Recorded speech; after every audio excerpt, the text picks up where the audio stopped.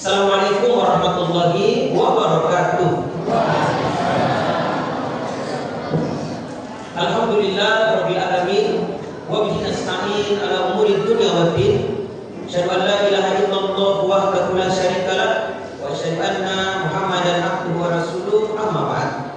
Alhamdulillah, Bapak-bapak, Ibu-ibu hadirin yang sangat berbahagia, kembali kita memuji dan bersyukur kepada Allah Subhanahu wa taala di mana di sore hari ini kita semuanya masih diberikan nikmat oleh Allah, baik berupa kesehatan, kekuatan serta kesempatan untuk kita dapat bersama-sama hadir, alhamdulillah, di ruangan yang cukup megah ini dalam rangka mengikuti kegiatan kajian parenting yang dilaksanakan oleh teman-teman di Sekolah Dasar Islam Terpadu, ya, dengan sekolah apa itu? Sekolah menengah pertama Islam Terpadu Al-Wahdah.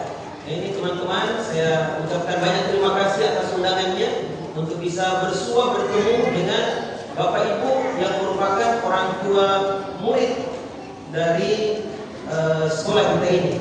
Mudah-mudahan kebersamaan kita ini bernilai pahala di sisi Allah Subhanahu wa taala, serta kita bisa mendapatkan banyak manfaat dari pertemuan kita ini, baik untuk diri pribadi kita, untuk keluarga kita, bahkan untuk sampai kepada bangsa dan negara kita, dan untuk terutama adalah untuk generasi penerus kita, anak-anak kita, mudah-mudahan bisa menjadi generasi terbaik di masa yang akan datang. Bapak Ibu hadirin yang sangat berbahagia, tema kita pada sore hari ini cukup menarik sebenarnya, ya, dengan tema bijak mengasuh, bijak bertumbuh, membangun generasi tangguh dari rumah, gitu ya. Kalau di slide kami ini saya ganti kata-kata generasi tangguh, ini minta maaf panitia, menjadi generasi terbaik dari rumah. Nah, sebelum kami memaparkan materi ini secara utuh, kami ingin menyebutkan dulu Bapak Ibu sekalian, dan ini sering menjadi pembukaan kami di acara-acara seminar. Untuk apa? Untuk memberikan penyadaran kepada orang tua bahwa sebenarnya anak kita itu memiliki kedudukan, memiliki tempat yang cukup tinggi dalam ajaran agama kita. Anak-anak kita, apa kedudukan anak itu? Minimal ada 3 dalam Quran disebutkan tentang kedudukan anak itu. Maka mudah-mudahan dengan memahami kedudukan ini, kita orang tua bijak mengasuhnya, bijak mendidiknya, bijak mengarahkannya, bijak untuk sama-sama bertumbuh. Jadi bukan hanya anak-anak kita saja yang kita harapkan bertumbuh, tetapi juga orang tuanya. Jangan sampai anaknya bertumbuh, orang tuanya datang rugi. Ya, bertumbuh dari sisi apa?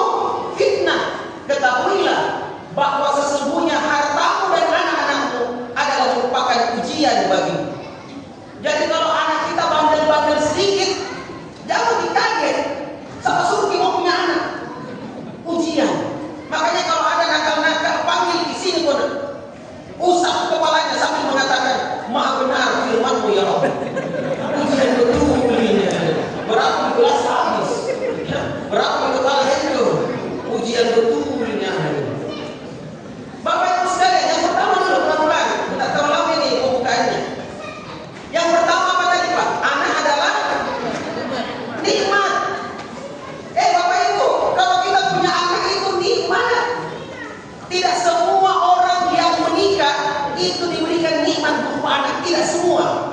Makanya bersyukur kita kalau punya anak. Ada teman 15 tahun menikah tidak ada anaknya. Kita baru 5 tahun menikah, apanya anak? Ini kayak voucher isi ulang. Belum selesai polisi bilang. Begitu dengan susah sana pada ada bahaya kan. Ini kok disentuhnya hamilnya. Itu bagus tuh. Ada teman menikah 20 tahun belum ada anaknya. 4 kali bolak-balik umroh. Tidak ada anaknya. Kita tidak pernah umroh. Tujuan apa?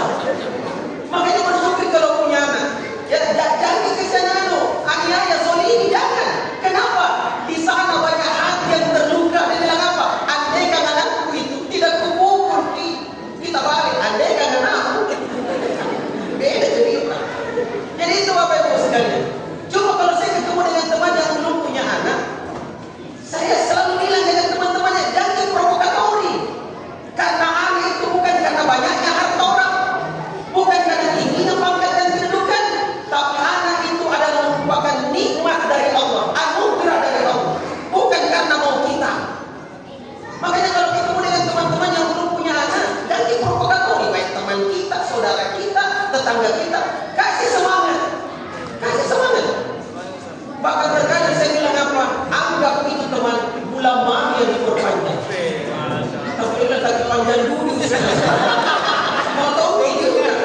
Saya bilang ini, mumpung Anda belum punya anak, nikmati itu. Beda kita kalau punya anak. Anda jalan-jalan ke Makassar berdua dengan istri, masuk ke mall, bisa nikmati 3 lantai mall, tidak ada yang ganggu. Bandingkan dengan teman yang punya 4 anak kecil-kecil kayak tadi lagi di sini. Dibawa ke mall tak bintang kemana-mana. Dicari satu hilang satu. Apa bilang positif? Anda bisa nikmati itu rekreasi. Di mana rekreasi di sini, Ustaz? Di mana rekreasi? Anggaplah teman timur, buat di Makassar. Ya, kalau Anda belum punya anak, nikmati itu. Bisa nikmati air terjun, kupu-kupu, nikmat berdua, kayak bulan madu.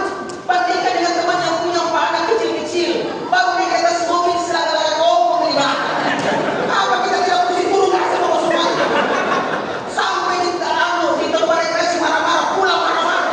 Anak bilang rekreasi deh, sisanya. Jadi saya bilang makanya, mumpung Anda belum punya anak, nikmati itu. Ya kenapa? Karena bukan mau kita, tapi nikmat dari Allah Subhanahu wa Ta'ala. Karena dia merupakan nikmat, cara kita, itu tadi ayatnya yang dibaca Ustaz tadi, anishkur lillah. Maka karena dia nikmat, maka bersyukur kita. Dengan cara bagaimana? Mendidik, membina, mengharapkan kita bertumbuh bersama, mengasuh mereka dengan baik. Dan luar biasanya, kalau terdidik anak kita dengan baik, kembali kepada kita. Wa ma yashkur wa innama yashkur nafsu. Barang siapa yang bersyukur, maka sebenarnya kesyukuran itu akan kembali kepada dirinya. Luar biasa, anak kita Bapak Ibu tidak lama hidup di dunia ini. Yang akan melanjutkan keturunan kita adalah anak-anak kita, anak-anak kita. Maka kalau kita bina dengan baik, kita bimbing dengan baik, menjadi generasi yang tangguh, maka dia tidak akan pernah mengecewakan keluarganya, jamaah sekalian. Dia akan melanjutkan keturunan. Yang kedua, dia bisa mengangkat harkat dan martabat keluarga. Ada keluarga biasa-biasa saja. Kalau datang ke tempat acara begini, apa gana-gana. Ya. Datangnya juga tidak ditunggu, tidak datang juga tidak dicari. Ini namanya apa gana-gana, jamaah sekalian. Tidak benar dan tidak menjanjikan. Biasa-biasa saja. Tetapi dia melejitkan potensi anaknya, sehingga anaknya menjadi anak yang luar biasa. Lihat anak-anak yang di atas ini, jamaah sekalian. Umur mereka sekarang mungkin ada 10 tahun, 12 tahun. Tetapi di 2045, 20 tahun ke depan, umur yang 12 tahun hari ini sudah menjadi 32 tahun. Fokus kayak anak tak? 2045, mudah-mudahan kita masih hidup, jamaah sekalian. Langsung Ustaz moderator kasih lihat, ini anak MMA Ustaz tuh. Sekarang sudah menjadi bupati yang selain. Di belakang Ustaz, sudah menjadi gubernur sampingnya Menteri Pertanian, di belakangnya Kadis Kesehatan, di sampingnya Irjen Bintang 2 Ustaz. Nah, di sampingnya masalah Ustaz, mau ditangkap KPK. Dan mereka ini generasi masa depan loh. Kita tidak tahu dari anak-anak yang 180-an lebih di sekolah kita, siapa di antara mereka yang unggul jamaah sekalian. Itu apa? Buah daripada pembinaan kita. Maka alhamdulillah, bersyukur kepada Allah, dan kesyukuran itu kembali lagi kepada diri kita. Bayangkan kalau tujuannya kita, satu dokter, satu lawyer, hafal Quran lagi semua Ustaz, satu guru, manajer perusahaan, bahkan ada yang lanjut ke Medina, yang paling kecil kelas 2 SD, ya, ranking 1 dari 40 siswa. Itu jangankan jadi dokter anak, jadi apa anak, ranking 1 saja. Siapa yang gembira? Bu, mama, ini ada undangan, ambil rapor. Aina sibuk karena ada arisan. Apa yang bilang ini guru wali kelas, ranking berapa? Ranking 1, yang kubatalkan dari sana. Udah. Ini Bu, rapornya anak ranking 1. Langsung itu Bu mengatakan, siapa dulu dong mamanya? Padahal ya setengah mati belajar anaknya. Mama ada yang gembira. Tapi coba kalau tujuan anda 1 mega, 1 curanmor, 1 bandar narkoba, yang anak SMA suka bolos di sekolah. Itu kalau anak suka bolos, siapa yang dipanggil? Bukan PRK, orang tua. Padahal bukan orang tua yang bolos. Bukan orang tua yang bolos, kenapa orang tua yang dipanggil? Karena kita orang tuanya. Ya. Yang kecil, ranking 40 dari 40 siswa. Ya. Itu setiap ada dengan telepon selalu kita berpikir polsek mana lagi telepon ini. Karena kalau bermasalah nanti siapa yang dicari? Orang tua. Makanya Bapak Ibu, ya Allah, ini nikmat dari Allah, jaga nih. Makanya yang kedua, anak adalah amanah. Amanah dititipkan sementara kepada kita, yang nantinya akan dimintai pertanggungjawaban. Kullukum ra'in wa kullukum mas'ulun an ra'iyati. Setiap kalian adalah pemimpin, dan setiap pemimpin itu akan dimintai pertanggungjawabannya. Allah berfirman, ya ayyuhalladzina amanu qu anfusakum wa ahlikum nar. Wahai orang-orang yang beriman, peliharalah atau jagalah diri kalian dan keluarga kalian itu dari asap api neraka. Siapa yang bertanggung jawab untuk menjaga diri dan keluarga dari asap api neraka? Itulah orang tua. Yang orang tua yang mana Ustaz? Ada ayah, ada bunda. Jawabannya adalah ayah. Pasti kita bapak-bapak jamaah sekalian. Lagi ibu-ibu kan, gampang masuk surga. Barang siapa wanita menjaga sholatnya yang 5, berpuasa di bulan Ramadannya, menjaga kehormatannya dan taat pada suaminya, dipersilakan masuk surga dari pintu mana saja yang dia pilih. Yang mana tahu? Kita satu ibu ya, sebaiknya diberi. Puasa di bulan Ramadan, entah dijaga di kehormatan tak, dijaga pakai jilbab juga Ustaz. Taat kepada suami tak, taat Ustaz. Surga. Kita bapak-bapak, apa kau? Makanya bapaknya jangan kita jadi pusing kepalanya. Ya mas kalian sangat berbahagia. Amanah dari Allah, amanah. Amanah dijaga. Ya. Pak Bupati saja, misalnya ini saya cuma contoh saja. Pak Bupati saja mau berangkat ke Jerman, dia titip kucing amoranya dengan kita. Dia titip nah 2 minggu mau berangkat pula, jagai. Apa yang kita lakukan kira-kira dengan kucing itu? Apa kira-kira kita lakukan? Kucingnya bupati dengan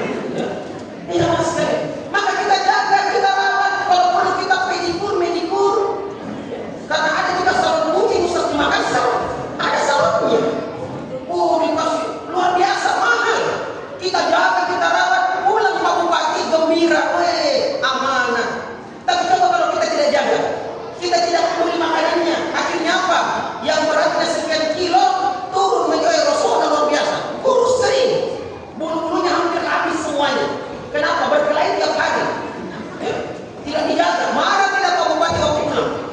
Marah. Ini kucing. Bagaimana lagi titipan Allah berupa anak? Bagaimana caranya Anda tidak menjaganya? Ini amanah dari tetangga, amanah dari pimpinan. Bagaimana lagi Anda tidak menjaga dengan baik yang namanya amanah ini? Makanya Bapak Ibu hadirin sama berbahagia, tema kita hari ini sangat-sangat baik sekali. Bukan hanya untuk Bapak Ibu, saya sebagai orang tua juga, yang terkadang juga anak-anak apakah beli-beli sih jemaah sekalian. Tapi itu loh yang ujian dari Allah, ujian. Nah, sekarang kita masuk Bapak Ibu sekalian. Bijak mengasuh, bijak bertumbuh, membangun generasi terbaik dari rumah. Silakan Ustaz, slide kedua. Ini ada 10 slide ya, mudah-mudahan sampai. Biasanya saya anak buat slide sampai 40, tapi ini 10. Ini kayaknya anak cepat selesai. Ya. Nah, apa di situ? Sebenarnya rumah adalah sekolah pertama anak. Rumah adalah sekolah pertama anak, dan orang tua adalah guru pertama untuk anak-anaknya. Makanya guru pertama dan utama itu sebenarnya adalah orang tua, bukan sekolah, bukan guru. Sebenarnya sekolah, guru itu hanya sekedar membantu kita dalam pembinaan mereka. Adapun tugas tanggung jawab utamanya itu ada pada orang tua. Kita sebagai orang tua jemaah sekalian. Makanya banyak orang itu mau sekali punya anak, tapi tidak mau membina anaknya. Mau sekali punya anak, tapi tidak mau kalau anaknya tantrum, nakal, tidak mau. Dia maunya anaknya tenang, rapi, ya, berhenti kok. Apa yang ditanamkan orang tua sejak dini akan menentukan masa depan anak. Sebentar kita bacakan atau kita ikuti ya. Bijak mengasuh berarti orang tua bertumbuh bersama anak, bukan hanya menuntut anak menjadi baik, tetapi orang tua juga belajar menjadi jauh lebih baik lagi. Keluarga yang bijak adalah keluarga yang sadar bahwa membangun generasi terbaik dimulai dari pola asuh yang tepat, lingkungan yang hangat, teladan yang kuat. Nah, itu 3 kata kunci. Ya, pola asuh yang tepat, lingkungan yang hangat, dan teladan yang tepat. Teladan yang kuat. Nah, ini konsep bijak mengasuh, bijak bertumbuh. Apa itu mengasuh? Mengasuh itu artinya adalah mendampingi. Ya, ingat Bapak Ibu sekalian, anak-anak kita itu sebenarnya ada beberapa kebutuhannya. Apa kebutuhannya? Yang pertama, anak itu butuh rasa aman. Apa aman yang dimaksud? Cukup sandang, pangan, papan, perlindungan, termasuk pendidikan. Itulah aman. Aman namanya. Jadi cukup sandang, pangan, papan, pendidikan, termasuk rasa aman. Tetapi bukan hanya itu yang dibutuhkan anak. Mereka juga butuh dikasihi, disayangi, dicintai, dimengerti, dituntun, bukan diginting. Dituntun, diarahkan, diapresiasi. Dia manusia sebagaimana kita juga. Jangankan anak, uminya juga begitu. Butuh disayangi suami. Apa sayang Ustaz? Tidak pernah bilang sayang 20 tahun menikah. Pak, bilang toki sayang pernah cerita. Assalamualaikum sayang. Di HP sebentar. Nah balas, weh, salah kirim. Udah, kita lewati dulu. Nah, jadi itu mengasuh ya, mengasuh, mendampingi. Ada kata pola asuh menggunakan apa? Menggunakan hati, menggunakan ilmu, menggunakan kesadaran. Jangan kita mengasuh anak kita itu di alam bawah sadar atau kebiasaan. Saya waktu mengajar, ada guru itu selalu ngecap anak-anak.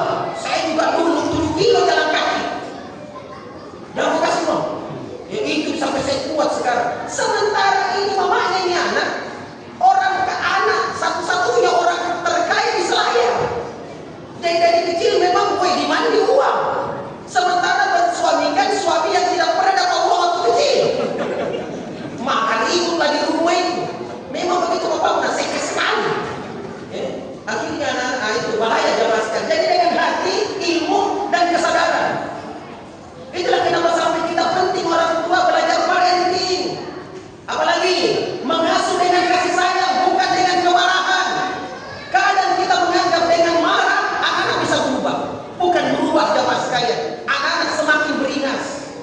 Hati-hati jamaah sekalian, dengan kasih sayang, dengan kelembutan. Anak-anak kasih tumpah misalnya susunya. Namanya ini, anak-anak untuk dituntun kesian, dia masih kecil. Ya masalah kalau bapaknya kasih tumpah, malu-malu kementomin dong. Ini anak kecil. Aduh kita sama-sama kita bersihkan ya. Jangan sampai nanti berikutnya ada kasih sayang kesian. Tuntun dia, arahkan dia, apalagi menggunakan ilmu, bukan sekedar mengikuti tradisi. Berikutnya, memahami kebutuhan anak sesuai dengan tahap perkembangannya. Pahami itu. Allahu Akbar. Bapak Ibu sekalian, ada yang mengatakan begini, 7 tahun pertama jadikan anakmu seperti raja. 7 tahun pertama, artinya 0 sampai 6 tahun. 7 tahun kedua, jadikan anakmu seperti tawanan, ajarkan dia kedisiplinan. Dan 7 tahun ketiga, jadikan anakmu itu seperti kawan atau sahabat. Apa maksudnya Ustaz? 7 tahun pertama, 0 sampai 6 tahun, jadikan kita melayani dia dengan baik. Layani seperti raja dia. Kalau makan disuapi, kalau kencing atau berak diceboki, adakah raja diceboki? Dia jauh lebih dari raja. Kalau mau tidur digendong. Nah itulah anak-anak kecil. Sayangi dia jamaah sekalian, seperti raja. Tapi 7 tahun berikutnya bukan lagi raja, tawanan, disiplin. Mama makan, ambil sendiri kena, kuajar kena, suapi. Woi Abdul Sumi maka ini. Kenapa dan disuapi? Ayolah belajar nak. Kita ajar disiplin, ajarkan dia. Dia sudah bisa makanya ajari anakmu sholat 7 tahun, 10 tahun tidak salat pukul. Kenapa? Karena memang sudah bisa diajari makan sendiri. Ruku sujudnya sudah sempurna, tidak seperti anak 3 tahun rukunya mau pagi. Jamaah sekalian, ini sudah bisa jalan. Kalau mau buang air, mau buang air, ayo nak masuk ke kamar mandi, cekokin,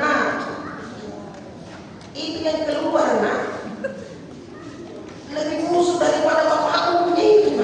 Masa dicebokin? Ayolah begini caranya ajari.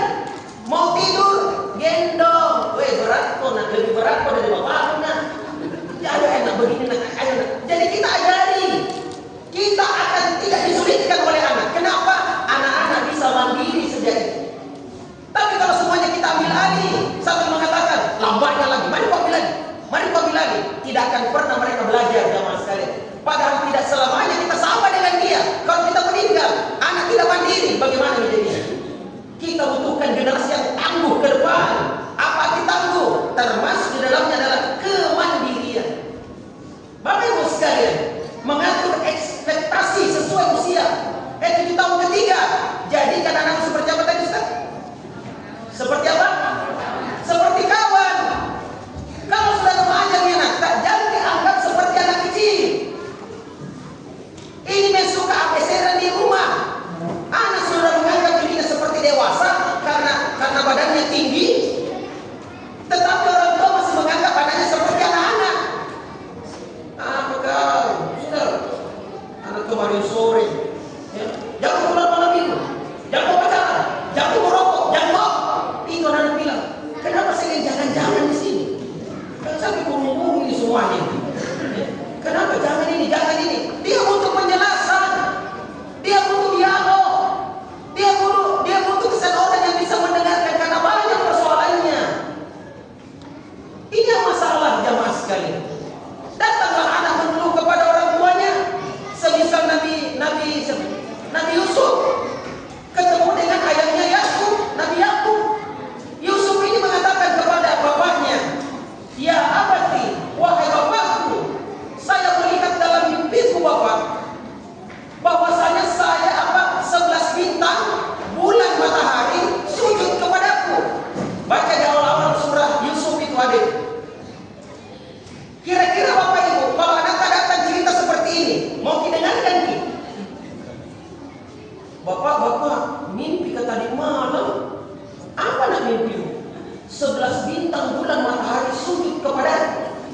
dia bilang, itu nih purifier lumayan ini tiap hari merasuk ke otakku sampai ke mimpi. Jangan lagi main game. Akhirnya anak-anak tidak mau lagi ngomong dengan orang tuanya. Ada dipersalahkan jadi terus. Dengarkanlah kesiangan. Ada pengalamannya, ada spiritualitasnya. Boleh jadi benar, boleh jadi salah. Tapi dia butuh apa? Dia butuh hanya didengarkan. Makanya Nabi Yakub tidak membenarkan dan tidak menyalahkan, cuma diarahkan. Jangan kau ceritakan itu dengan saudaramu, tambah marah itu. Kan begitu. Ada keinginan orang tua kepada anak, jangan kayak potong bebek angsa dikuali ya. Pokoknya kalau kau tidak anak, kucorek namamu dari silsilah keluarga. Hanya memilih pakaian saja lebar, baju orange, rok orange, sepatu orange, semuanya orange. Karena mama pinker, jangan begitu. Anak-anak yang remaja bilang, mama, nanti mama, apa tidak boleh? Kalau kau tidak mau, tidak usah beli kalau begitu. Dialoglah kesian, dialoglah. Sebagaimana dialognya Nabi Ibrahim dengan Ismail. Nabi Ibrahim ada perintah Allah. Apa perintah Allah? Menyembelih anaknya. Andaikan kita Nabi Ibrahim, Pak, langsung kita bilang apa? Siap. Kita lihat tujuan anak bagaimana paling nakal. Maka memang maka. Sini kau nanti gini. Malam-malam tidur, ngorok, langsung kita slotan, langsung kita derek lehernya, baru kita bilang alhamdulillah, tugas telah selesai ya Allah. Apakah begitu Nabi Ibrahim? Tidak, ini perintah Allah. Beliau Nabi, wajib ditunaikan. Tapi beliau tidak langsung membunuh anaknya, memotong anaknya. Apa yang beliau lakukan? Diskusi dengan anaknya, diajar dengan dialog. Ingat, anak kita itu bukan hanya sekedar anak biologis, tapi dia juga anak dialogis. Berdialoglah dengannya. Apa kata Nabi Ibrahim? Nah Ismail, sini dekat-dekatnya. Ya bunayya, inni ara fil manam anni asbahuka fanzur maza tara. Indahnya itu percakapan. Wahai anakku, saya melihat dalam mimpi bahwa Allah memerintahkan kepadaku untuk menyembelihmu. Bagaimana kira-kira pendapatmu? Masih dimintai pendapat. Ini perintah Allah. Anak yang dimintai pendapat itu gembira sekali. Gembira sekali. Nah, mau beli rumah mana? Di mana bagus di? Wah, gembiranya itu anak-anak. Dimintai pendapat. Ini mau dipotong lehernya. Dimintai pendapat. Bagaimana kira-kira pendapatku? Apa kata Nabi Ismail? Ya abati, karena dimintai pendapat Ustaz. Ya abati, if'al ma tu'mar. Wahai bapakku, laksanakan apa yang Allah perintahkan kepadamu. Niscaya engkau akan mendapatiku termasuk golongan orang-orang yang sama. Inilah kesolehan jamaah sekalian. Dari apa? Dari dialog. Tamat SMA, masuk ke dokteran. Bapak dokter, mama dokter. Siapa yang mau isi buku-bukunya kalau bukan kamu? Tidak mau kak bapak. Mau kak masuk sarjana teknik? Tidak boleh. Pokoknya kedokteran. Aku tidak kalau begitu anak-anak. Masuk tol kedokteran. Selesai kedokteran, diwisuda gembira orang tua. Dia bawa ijazahnya, dia bawa toganya. Selesai tugas saya bapak ibu. Sesuai dengan keinginan tak. Sekarang sesuai keinginanku sekarang. Saya ingin masuk fakultas teknik. Apa kalau begitu? Selesai memang tugasnya. Ya? Jadi itu harus dengan dia.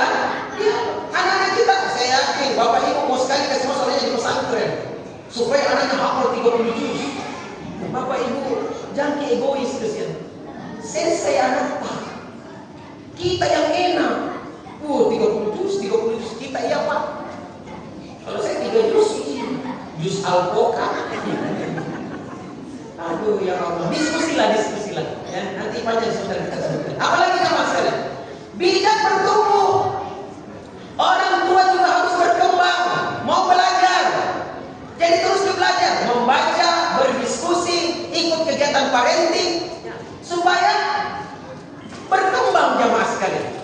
Bertumbuh jamaah sekalian. Saya tanya Bapak Ibu, guru-guru juga saya tanya, apa tugasnya siswa? Apa tugasnya siswa? Tidak boleh saya berdiri. Apa tugasnya?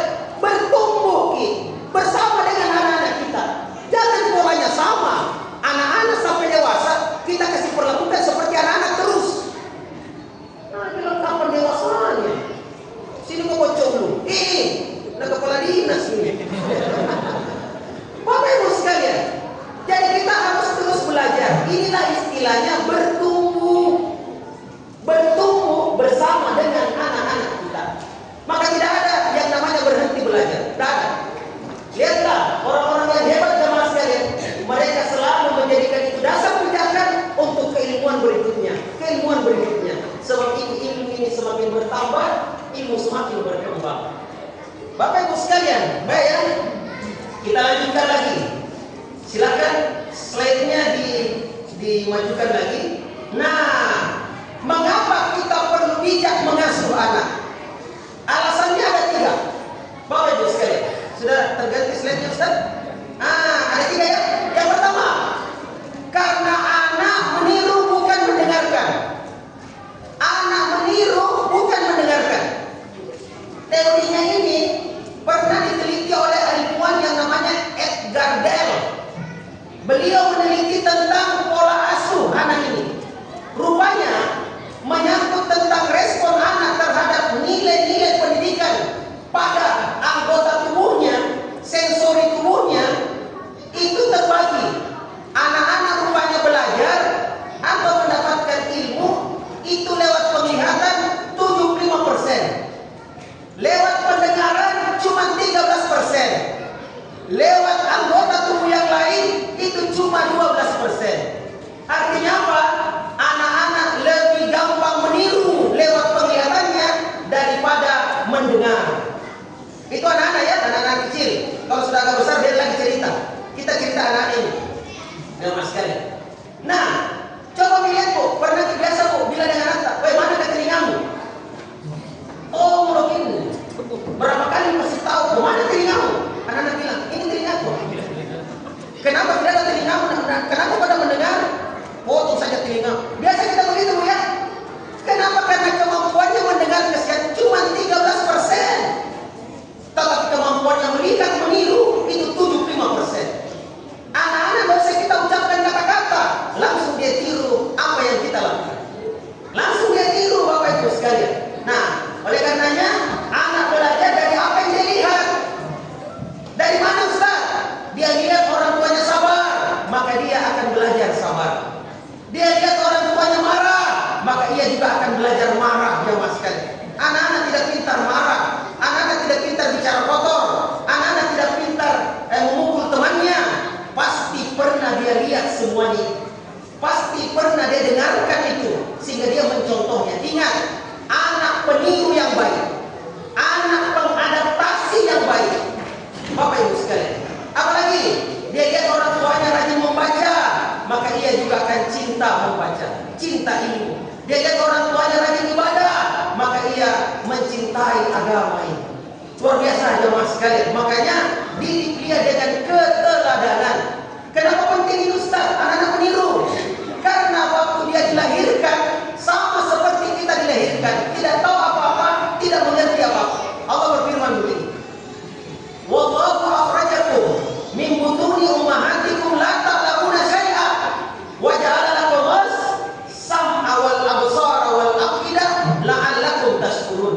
Dialah Allah yang telah mengeluarkan masing-masing kita daripada perut ibu kita dengan tidak mengerti apa-apa, tidak tahu apa-apa. Jadi itu ada yang terlahir tidak tahu apa-apa. Yang tahu dia ngeak-ngeak, nangis saja yang dia tahu. Ya. Dan ngeaknya itu seragam karena itu sudah template dari Allah. Ya. Tidak ada itu ngeaknya anak-anak. Ya. Apa kayak lolongan anjing misalnya. Oh, lari kita aja mas sekali. Kenapa anak kuing? Betul kita manusia ya. Tapi kalau yang ngeak, oh manusia.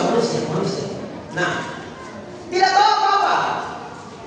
Ibaratnya seperti komputer yang kapasitasnya besar tapi belum ada isinya. Itulah manusia.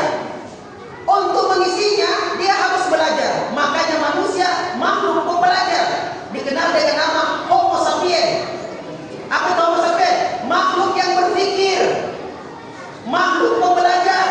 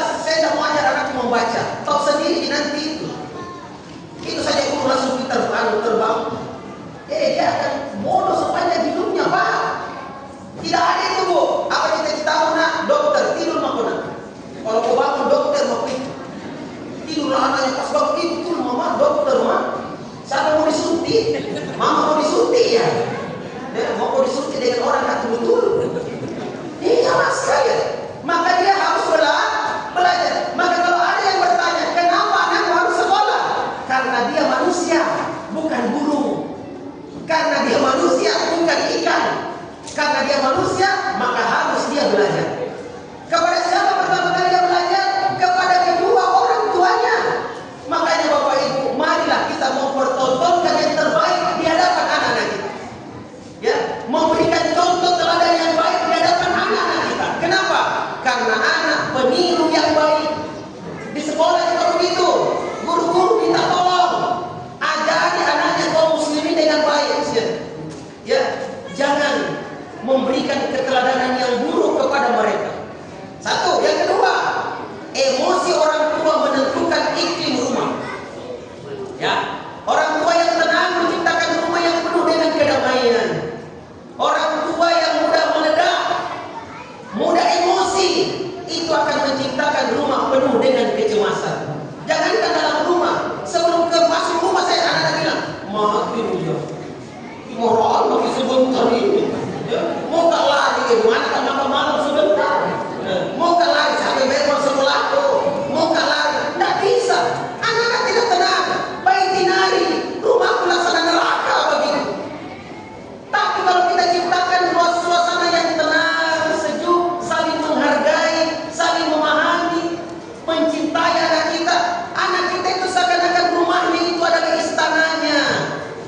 Dia tidak mau keluar dari rumah. Kenapa? Karena rumah ini sudah begitu hangat dan nyaman untuk saya. Tapi kalau di rumah saya ingin teriakan, saya udah kalau kan. Rumah apa ini? Banyak hantunya. Orang tuh bilang setan ini, mari anak-anaknya. Setan apa? Berarti mama. Ini jamaah sekalian. Anak butuh rumah sebagai tempat yang paling aman, paling nyaman, bukan tempat yang paling menegangkan. Sampai ke rumah bapak-bapak bertengkar, mau lempar panci. Ya, sampai karena bertengkar orang tua di hadapan anak, jadi itu bertengkar di hadapan anak-anak jangan. Itu akan merusak psikologisnya. Kalau mau bertengkar bapak ibu dalam kamar, baku galak-galak di situ, baku banting di situ. Pokoknya baku, bu. Pas keluar, mesra lagi. Acting aja di hadapan anak. Anak-anak kaget. Ih, mesra keluar mama. Nah tadi punya apa itu di dalam? Biasa gitu. Nah, tapi kenapa ada bunyi bu? Oh, itu sarung jatuh. Tapi kenapa bunyi keras bu? Bapakku di dalam. Anak-anak tidak pernah mendengar, melihat pertengkaran orang tua. Itu bapak ibu kalau bertengkar suami istri selalu minta dukungan anak. Kalau minta dukungan anak, apa dia bilang? Memang tahu begitu bapakku nak. Sebelum menikah dengan mama nak, memang tahu begitu nak. Makanya dukung mama nak. Ketik reks pasti mama. Betul ini. Akhirnya tidak ada rasa hormat lagi anak kepada bapaknya. Kenapa? Dihancurkan nama baiknya di hadapan sang ibu. Yang ketiga, pola asuh mempengaruhi karakter masa depan anak. Anak yang tumbuh dengan kasih sayang akan mudah percaya diri. Ya, anak yang tumbuh dalam keadaan tekanan akan mudah cemas, takut salah dan rendah diri. Ini Indonesia bapak ibu. Terus terang ada guru kimia di sini Ustaz. Ada guru biologi. Ini ngasem menne. Anak-anak kesini itu tumbuh kembang juga tanya, selalu mau coba-coba manjat pohon. Kita orang tua terlalu khawatir. Jangan naik, patah 7 kona. Itu udah bilang dia belum pakai naik patah 7 memang. Sampai di sekolah memegang gelas elemeyer. Guru lagi jangan pegang, pecah. Jadi bagaimana caranya anak uji coba? Makanya anak Indonesia itu kesian. Yang namanya penelitian memang kabur. Kenapa? Karena dari kecil di rumah dimarahi. Jangan kau sentuh nak. Baru mau pegang stop kontak, kalau pegang kontak ini berdiri lampu naik. Jadi anak-anak tumbuh kembang dengan kakak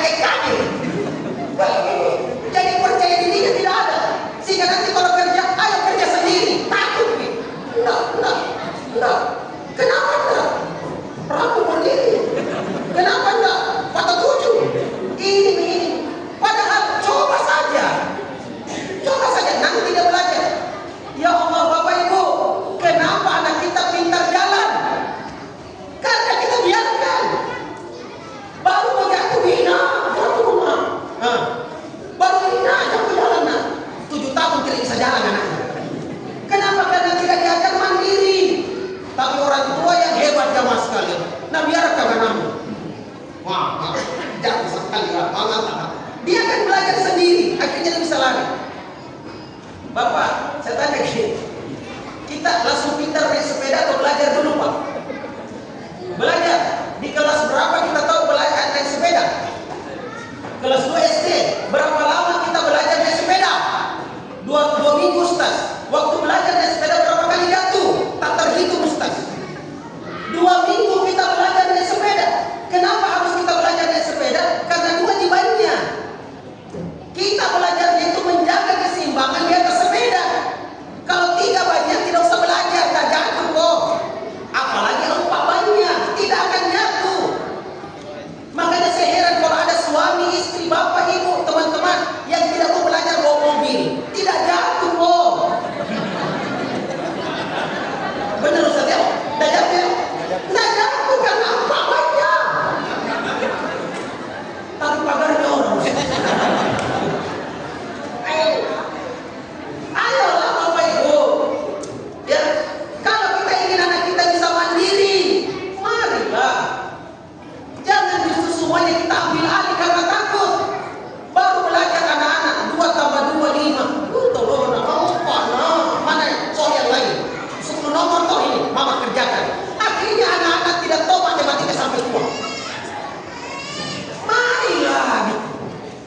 Saya di sekolah, saya senang sekali itu mengajar di kelas yang paling nakal, paling bodoh, paling tidak mau masuk guru di dalam. Itulah kelas saya.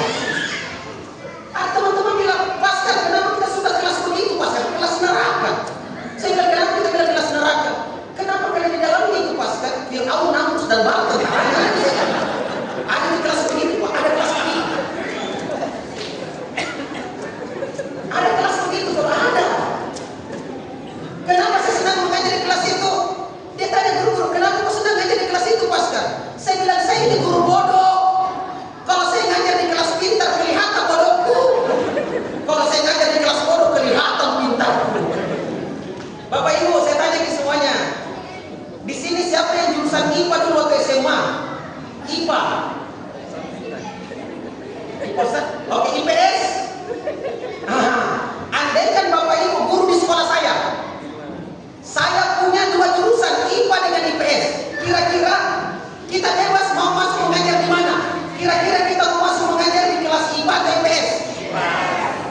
IPA atau IPS? Angkat tangan yang kelas IPA. Kelas IPS? Ibu, waktu saya sekolah dulu 4 jurusan. Fisika, biologi, kemudian sosial dan budaya. Kelas yang tidak mau dimasuki guru 2 ini, sosial dan budaya. Ditanya kenapa? Kelas nakal, Pastor. Saya bilang yang bikin nakal anak bukan itu anak, tapi ibu. Kenapa? Belum pakai masuk kita bilang nakal memang. Kan kita belum masuk. Bapak Ibu, saya senang ngajar di kelas-kelas seperti ini. Ya, kalau saya masuk saya bilang begini, anak-anak sekalian, kalian ini kelas yang hebat. Kau belajar kenapa? Hebat. Ada 3 kelebihan kalian. Kelebihan. 1, kompak kalian tinggi sekali. Kelas-kelas pintar tidak ada kompaknya. Kelas kalian, nah. Saya guru matematika, saya kasih soal matematika, dapat 10 semua. Nah saya awasi Ustaz, kerjasamanya bagus sekali kelas ini. Betul Pak. Dia bilang apa? Jangankan kerja matematika Pastor, berkelahi saja saya kompak. Makanya kalau reuni kelas ini yang paling solid datang. Kelas-kelas ini, mana kelas IPA, mana kelas akuntansi, mereka tidak tahu kemana semuanya. Yang kedua, kalian kalau tamat dari sekolah ini paling cepat kerja. Masa Pak? Nah guru bilang tidak ada otak di kepala kamu. Karena saya guru matematika, saya tahu otaknya siswa saya. Ada yang cepat menangkap, ada setengah menangkap, ada tidak bisa menangkap sama sekali. Ada Pak golongan keempat, kayak tidak ada otak di kepala. Teman lagi lepaskan. Tidak ada guna-gunanya ini Pastor, bikin habis oksigen saja. Sudah jauh begitu.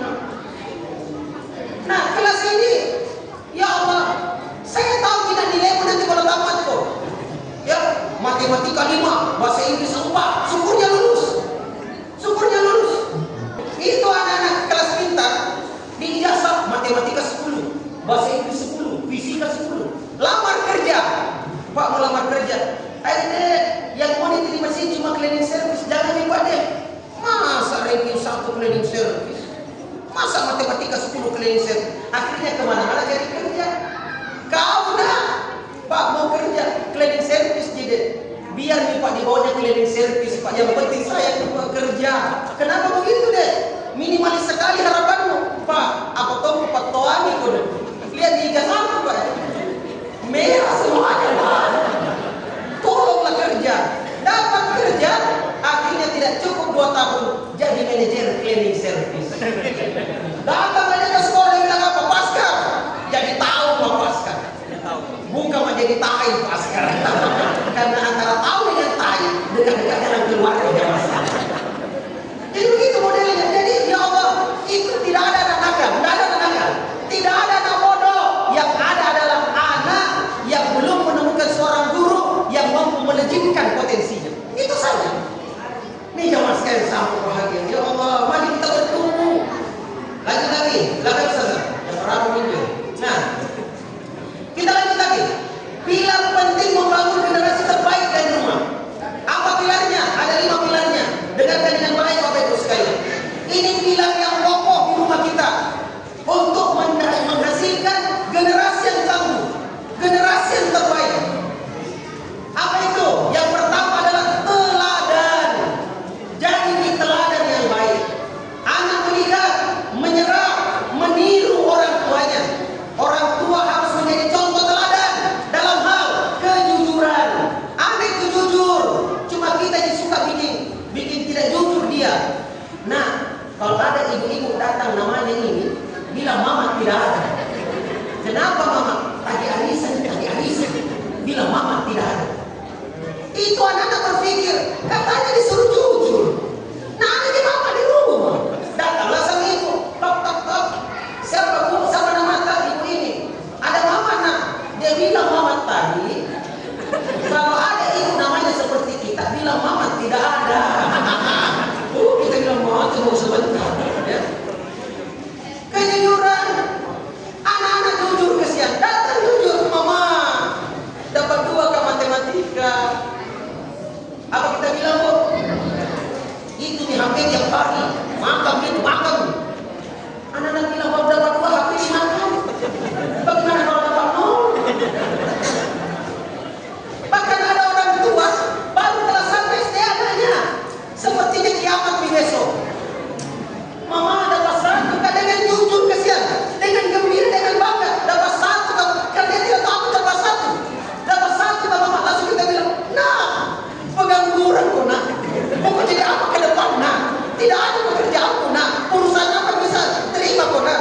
Anak-anak bilang mama dapat kelas 1 SD mama. SD ini baru ada. Kayaknya mati mama besok mama.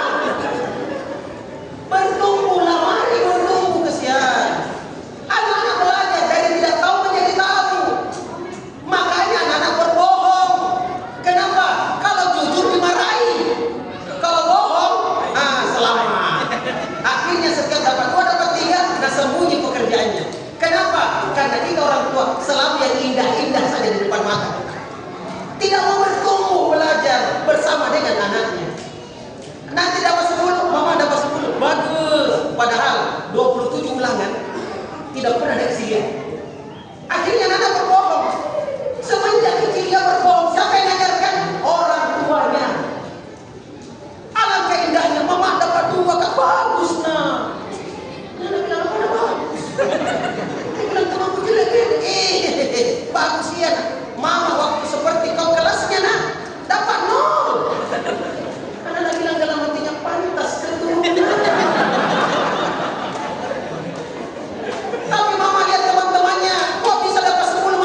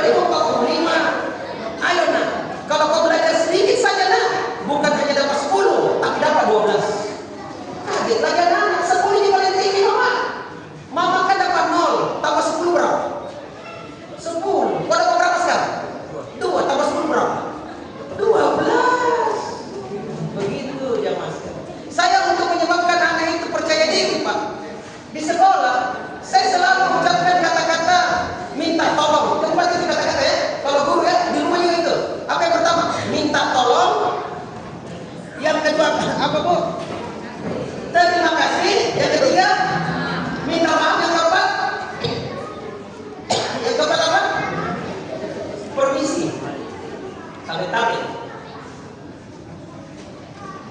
Saya permisi dulu, minum. Takkan.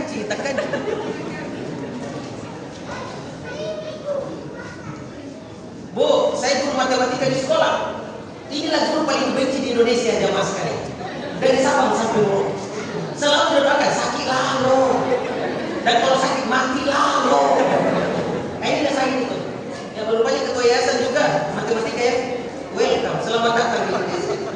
Ya. Saya untuk menyebabkan anak percaya diri, Bu. Saya bilang apa? Bisa minta tolong nak kerjakan soal nomor 3. Tidak bisa kamu Askar. Saya bilang memang tidak apa-apa. Kita belajar. Tapi kalau salah pasti namanya belajar dan tidak tahu menjadi tahu. Hari ini hari kebenaran. Tidak ada yang salah. Ya. Ayo naik lagi. 1 tambah 1 7. 1 tambah 1 7. Saya bilang apa? Bagus nak. Terima kasih banyak nak. Ketawa semua temannya. Silakan turun nak. Anak. Kenapa saya katakan begitu? Bukan salah. Saya katakan bagus. Karena beranjak saja dari tempat turun naik ke papan itu sudah satu kesyukuran untuk percaya diri. Begitu percaya dirinya, beraninya lagi jawab 1 tambah 1 7. Hebat kamu. Ketawa teman-temannya. Saya bilang kenapa ketawa? 2 Pascal. Kenapa kau jawab 2? Karena kau perspektifnya matematika, ilmu pasti. 1 tambah 1 2. Sementara temanmu tadi jawabnya ilmu sosial. 1 mamanya, 1 bapaknya, 5 bersaudara. Berapa 1 rumah? Berapa? Itu 7. Betul tak? Jangan kau bilang salah. Tapi nak, tahu yang bilang itu jawabannya tadi. Sekarang kita belajar matematika, bukan ilmu sosial. Maka mari sama-sama kita perbaiki nah. Tidak ada hati yang terluka. Ini tidak, rumah kasar. Kerja nomor 3. Awas kalau salah. Anak-anak bilang belum pakai salah memang. Bagaimana caranya? Jadi untuk percaya diri tidak ada. Naik nilai pada satu turun. Kelas 3 lagi itu turun. Anak bilang saya tidak mau naik di masa naik. Naik bilang tolong. Apa dikawin? Ini nih anak-anak yang tidak tumbuh kembang dengan baik. Itu yang tidak suka sekolah. Kenapa? Jadikan sekolah seperti taman yang mengenakan, menyejukkan, menenangkan. Bahkan itu anak-anak kalau malam diminta, ya Allah cepatkan pagi ya Allah. Saya ingin ke sekolah ya Allah, belajar dengan teman-teman, ketemu dengan guru-guru terbaik. Jangan sampai anak bilang apa, ya Allah perpanjang malam ini ya Allah. Guru killer besok ya Allah. Tersiksa saya ya Allah. Maafkan ini. Oke ya, kejujuran, adab, sopan santun, kedisiplinan, ibadah, pengendalian emosi. Pesan pentingnya adalah setiap tindakan orang tua adalah pendidikan. Yang kedua, komunikasi yang hangat dan positif. Bagaimana caranya Ustaz? Dengarkan anak tanpa menghakimi. Anak-anak SD itu kelas 1, kelas 2 atau TK, ada kata TK bu. Cerewetnya itu kalau pulang sekolah sambaran cerita. Ya, maka dengarkan dengan baik. Jangan bilang cerewetnya ini dia bu. Ya, dengarkan, jangan menghakimi. Validasi emosi. Ya, validasi emosi. Usahakan tahan emosi kita. Jangan langsung menyalahkan. Tapi kita katakan apa? Ayah tahu nak, kamu sedang sedih. Woi kenapa kok? Itu yang dijawabkan nanti tidak bicara. Bahayanya. Interogasi polisi. Ya, ayah tahu nak kamu sedih. Mungkin ada masalah mungkin. Ya tidak apa-apa nak. Mungkin sebentar baru kau bisa bicara. Tenangkan dirimu sejenak. Enak. Sebentar bagaimana nak? Agak tenang nak. Dia. Apa sebenarnya tadi? Abang tidak mau mencampuri nak. Tapi kalau kau ungkapkan, mungkin bisa saya kasih masukan. Enak sekali ya mas.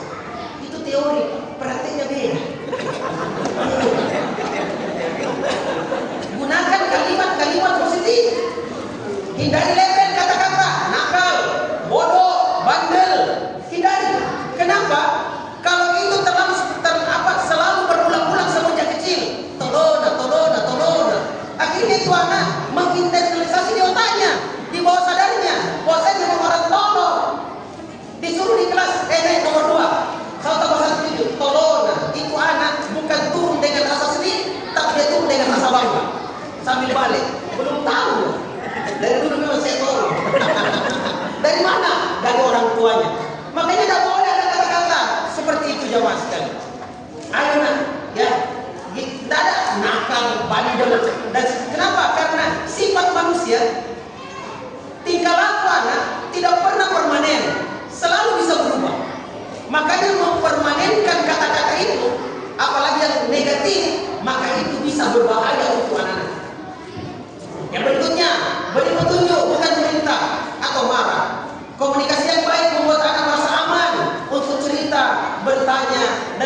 juga kepada orang tuanya. Baik, yang berikutnya disiplin dan empati. Ya, jelaskan aturan dengan alasan yang masuk akal. Bapak Ibu, kalau kita mau disiplin anak, empat caranya, empat langkah membuat disiplin anak. Baik di rumah, di sekolah, di tempat kerja atau di mana saja. Empat langkahnya. Yang pertama, kalau mau disiplinnya, yang pertama, buatkan aturan yang jelas. Ada aturannya dan jelaskan dengan logis atasannya kenapa sampai kita buat aturan itu. Satu. Yang kedua, kalau dia melanggar aturan, berikan punishment atau hukuman. Ya, tapi tidak langsung menghukum. Jangan sampai kita senggol benjol. Tidak langsung menghukum. Ada tahapannya. Yang ketiga, kalau dia laksanakan aturan dengan baik dan berulang-ulang, berikan reward atau hadiah. Kenapa? Untuk meretensi, menguatkan bahwa apa yang kau lakukan hal yang bagus. Tapi jangan dijanji hadiah. Karena anak itu sama dengan mamanya di rumah, tidak akan pernah melupakan janji. Sementara kita suami suka lupa janji. Jangankan janji, istrinya dibawa ke pasar dan lupa jemput. Pulang dari kantor, mana mamamu? Dan dari pagi sama-sama kita. Astagfirullah di pasar. Pulang ke mamanya jalan-jalan kaki. Perang dunia ketiga ya mas. Yang keempat adalah konsisten. Kalau ada aturan konsisten dilaksanakan. Jangan kena penyakit apa? Angat-angat tai ayam. Awalnya semangat, ujung-ujungnya melemah. Jadi itu ya, aturan yang jelas. Apalagi yang kedua, punishment. Kenapa bisa begitu Ustaz? Ceritanya Musa dengan Khidir, Nabi Musa dengan Nabi Khidir. Datanglah Musa belajar dengan Nabi Khidir. Mau saya belajar, ini perintah Allah. Apa Nabi Khidir katakan? Tak bisa kau belajar. Nabi Isa kau, mau kau belajar? Bisa. Oke, ada syaratnya. Aturannya disebut. Satu di aturannya. Apa itu? Apa aturannya Ustaz? Apa aturannya Bu? Jangan banyak bertanya. Itu di aturannya. Jalanlah dia. Di tengah jalan ketemu anak kecil. Nah tinggi, langsung mati. Bertanyalah Musa, anak orang, kenapa lu bunuh? Satu, Musa, kau tidak sabar. Minta maaf kak, masih bisa keikut. Masih dimaafkan, ikut. Di tengah jalan, ketemu laut, ada perahu. Nama kami perahu orang. Kenapa kau wangi? Dua. Masih ikut atau tidak? Masih. Jalan lagi yang ketiga, dia ratakan, dia tegakkan rumah yang miring. Setelah itu dia berangkat pergi tanpa minta air minum atau makan. Padahal lapar sekali mereka. Bertanya lagi, orang apa ini? Capek tapi biar air minum tidak bisa. Ketiga. Baru setelah itu beliau ditinggalkan. Jadi 3 kali diterangkan setelah itu. Ini tidak senggol benjol. Baru 1 kali langsung. Makanya anak-anak biasanya marah dengan gurunya. Tahu kok baru-baru ini ada terjadi. Ada kepala sekolah tempelin siswanya. Tahu ya? Karena siswanya apa? Merokok. Dan akhirnya teman-temannya bersepakat untuk tidak datang ke sekolah untuk belajar. Syaratnya mereka masuk kalau kepala sekolahnya diganti. Kagetkah kita jamaah sekalian? Saya tidak salahkan apa? Saya tidak salahkan juga gurunya, anaknya, karena kondisi barangkali. Cuma yang jadi pertanyaan adalah, kok bisa anak merokok didukung oleh teman-temannya? Kalau saya analisa, bukan merokoknya yang didukung oleh teman-temannya, tetapi apa? Mungkin perilaku kepala sekolahnya selama ini yang tidak menyenangkan untuk siswanya. Tinggal ditunggu apanya? Pemantiknya untuk melawan kepala sekolah. Makanya hati-hati kepala sekolah ya. Disiplin. Oke, sedikit lagi. Lingkungan yang rumah yang sehat. Apa itu? Jadwal tidur. Ada aturan di rumah. Jadwal tidur, ada jadwal makan, ada jadwal bermain yang teratur sehingga anak-anak diteraturkan sejak dini. Satu hari ada namanya time schedule-nya. Ada waktunya main HP, ada waktunya belajar, ada waktunya baca Quran, ada waktunya makan dan seterusnya. Apalagi menguatkan spiritualitas. Biasakan berdoa, membaca Quran, ibadah ringan bersama, tanamkan rasa syukur,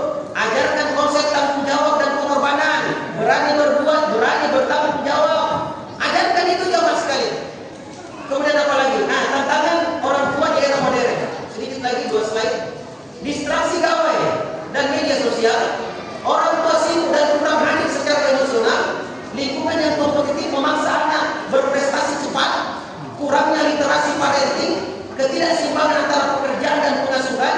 Karena itu bijak bertumbuh menjadi kunci untuk memperbaiki pola asuh agar tetap relevan di zaman ini. Strateginya dan implementasinya sehari-hari. Apa itu? Ini bagus sekali kita terapkan. Sediakan waktu 10 sampai 15 menit untuk quality time. Waktu-waktu yang sangat-sangat berkualitas. Ya, tanpa gawe, hanya untuk ngobrol dan bermain-main dengan anak. Ya, quality time. Saya kadang bilang apa minimal di 3 tempat ini quality time. Kalau tidak bisa setiap saat, karena kita kerja minimal di 3 tempat. Yang pertama pada saat makan, temani anak makan. Yang kedua pada saat di atas kendaraan, jauhkan anak-anak dari HP. Kita syaratkan, jangan pegang HP kalau di kendaraan. Kenapa? Ada kesempatan kita memberikan edukasi kepada anak. Ingat, di kepala anak ada 2 kartu pia dan kartu tidak. Kalau dia senang, kartu pianya terbuka, gampang kita masukkan edukasi. Tapi kalau dia gelisah, marah, kartu tidaknya terbuka, sehingga susah kita memberikan edukasi. Ada anak berkelahi, datang ke BK, bimbingan konseling, datang, dinasihati 2 jam. Kamu nak tak bagus nak, dalam Islam begini nak. Anak-anak begini-begini, besok berkelahi lagi. Kita bilang, mana telingamu nak? Kenapa dia berkelahi lagi besok? Karena dia tidak dengar. Kartu tidaknya terbuka. Datang saja ke BK, dia sudah bilang, dimarahin sebentar, dimarahin. Pas duduk dimarahin betul. Dia bilang apa memang. Akhirnya dia tidak dengar. Maka jadi guru BK jangan balik. Sekarang kita membuka kartu pianya. Saya kalau ada anak berkelahi, saya lama jadi kepala sekolah, langsung saya tangani. Sini kena duduk. Minum dulu nih, saya kan capek sekali kena. Saya enggak kasih air. Ini dia minum. Saya bilang apa? 1-0. Nah, kemudian saya cerita di mana ditinggalkan. Berapa bersaudara? Tidak ada cerita tentang perkelahian. Makanya di ujungnya bilang, Pak, saya dipanggil bukan karena berkelahi. Bukan, saya panggil untuk diskusi tentang keluargamu. Keluar makin. Karena bingung. Saya pikir dimarahin mah. Nah, langsung kepala sekolah. Mestinya dicuri namaku. Sudah, saya lihat. Sebentar pada saat jam pelajaran, setelah selesai baru saya panggil. Tenangin perasaannya. Kenapa? Tadi baru kita buka. Enak kita diskusi. Ini tidak memang tahu. Akhirnya anak bilang, memang tahu. Jemaah sekalian, quality time untuk anak-anak. Jadi pada saat di kendaraan, jangan biarkan anak-anak pegang HP. Kita diskusi dengan anak. Anak-anak senang itu kalau di atas kendaraan. Senang sekali. Senang. Makanya kalau dia senang, kartu dianya terbuka. Tanya dia tentang hal-hal. Maka gampang kita didik dia. Apalagi sebelum tidur. Nah itu. Gunakan 3 kalimat penting setiap hari. Ayah, bunda nak, sayang kamu nak. Apalagi? Terima kasih nak sudah berusaha. Bagus nak, usaha. Jangan berfokus pada hasilnya, tapi fokus pada usahanya. Apalagi? Tidak apa-apa salah nak. Kita kan belajar sama-sama dan kita tahu menjadi tahu. Begitu. Dan paling bagus kalau adik menyatakan kata-kata kakak kepada kakaknya. Kakak Tina, kakak Farhan, kakak ini, jangan langsung panggil namanya. Ini ada rasa hormat adik kepada kakaknya, kakak kepada adiknya. Itu. Tapi kalau langsung nama, baik, hati-hati. Langsung nama tak juga ada sebut itu. Apalagi terapkan rutinitas keluarga, makan bersama, membaca, bercerita sebelum tidur, doa pagi dan malam, membersihkan rumah bersama. Aduh indahnya keluarga kita. Fokus pada usaha bukan hasil. Ia ini membangun growth mindset bertumbuh dan kepercayaan diri pada anak. Kenapa? Diberikan peluang untuk bertumbuh. Kelola emosi tak. Jangan langsung emosi Bapak Ibu. Ambil jeda, namanya pause. Ada latihan pause ini namanya one breath Ustaz. 1 kali tarik nafas. Jadi kalau ada sesuatu jangan langsung emosi, jangan langsung bereaksi. Tapi apa? Tenang sejenak dulu, kemudian tarik nafas dalam-dalam. Kemudian setelah itu hembuskan. Pada saat kita menarik nafas, kita sudah mulai menginternalisasi. Kita sudah mulai merespon dengan baik. Kita sudah mulai memasukkan itu ke otak sadar kita. Tahan sejenak, tahan sejenak. Ini proses rasionalisasi. Kemudian setelah itu kita hembuskan. Jamaah sekalian, di situ baru kita mendapatkan solusinya. Cukup dengan satu tarikan nafas. Ada juga pelajaran 3 tarikan nafas. Terkejut. Langsung sudah habis itu.